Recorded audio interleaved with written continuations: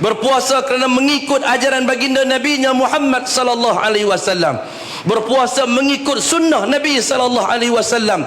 Dalam berpuasa senantiasa mencari apa sahaja yang dikerjakan oleh Nabi sallallahu alaihi wasallam dan menjauhkan daripada perkara-perkara bid'ah yang ditinggalkan oleh baginda Nabi-Nya Muhammad sallallahu alaihi wasallam.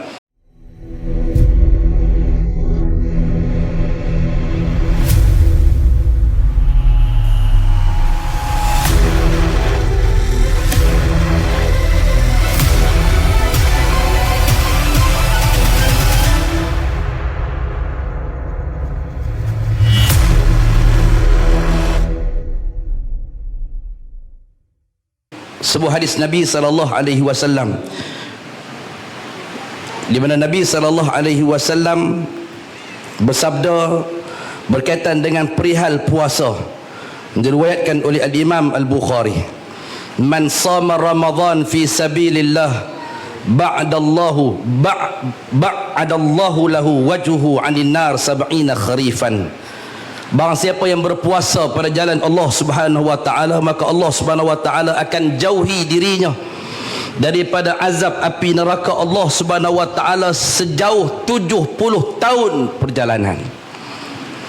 Ini yang saya sebut tadi, saya sambung balik, yang memberikan harapan, yang menjemput tuan-tuan kita semua, yang akan memanjangkan usia kita dan menganugerahkan rezeki kepada kita insya-Allah sampai kita bertemu dengan Ramadan yang akan datang ni adalah Allah Subhanahu wa taala.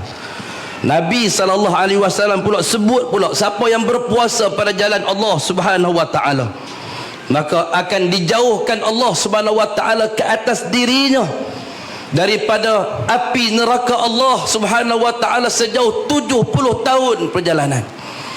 Ini bukan kalam wali Allah, ini bukan kalam sesiapa yang tak dapat nak disandarkan, yang tak dapat nak dijadikan suatu pegangan di dalam agama. Ini kalam daripada seorang Rasul yang diutuskan oleh Allah Subhanahu wa taala, yang telah memberikan jaminan kepada kita akan ibadah puasa yang akan kita kerjakan. Yakinlah hadirin hadirat yang dimuliakan Allah, apabila sejauh itu kita dijauhkan daripada azab api neraka Allah Subhanahu wa taala, maka insya-Allah Allah Subhanahu wa taala sudah pasti akan menerima dan memaafkan kita dan mengampuni sejauh mana dan sebanyak mana pun dosa dan ketelanjuran kita di sisi Allah Subhanahu wa taala.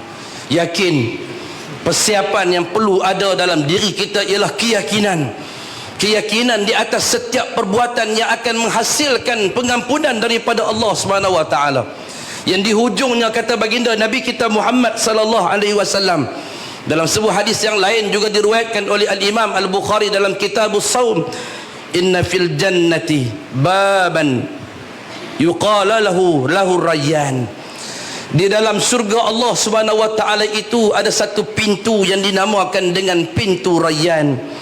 Yadkhulu minhu as-saimuna yaumal qiyamati la yadkhulu minhu ahadun ghairuhum yuqalu aina as-saimun fayaqumuna la yadkhulu minhu ahadun ghairuhum fa idza dakhalu ughliqa falam yudkhil minhu ahadun. Kata Nabi sallallahu alaihi wasallam, sesungguhnya di surga terdapat sebuah pintu yang dinamakan dengan pintu Rayyan. Orang-orang yang berpuasa akan memasuki syurga Allah Subhanahu wa taala melalui pintu Rayyan ini. Kata Nabi sallallahu alaihi wasallam, tidak ada seseorang pun yang akan memasuki selain daripada orang-orang yang berpuasa. Akan ada yang berseru, manakah orang-orang yang berpuasa? Ada seruan menyeru, aina saimun, mana ni orang-orang yang berpuasa?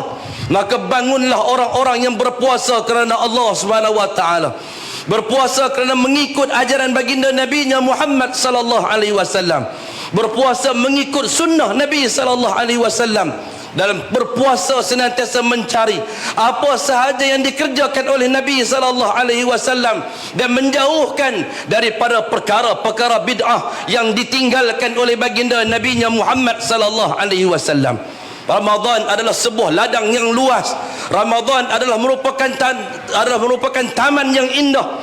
Jangan kita cemari, hadirin hadirat yang dimuliakan Allah.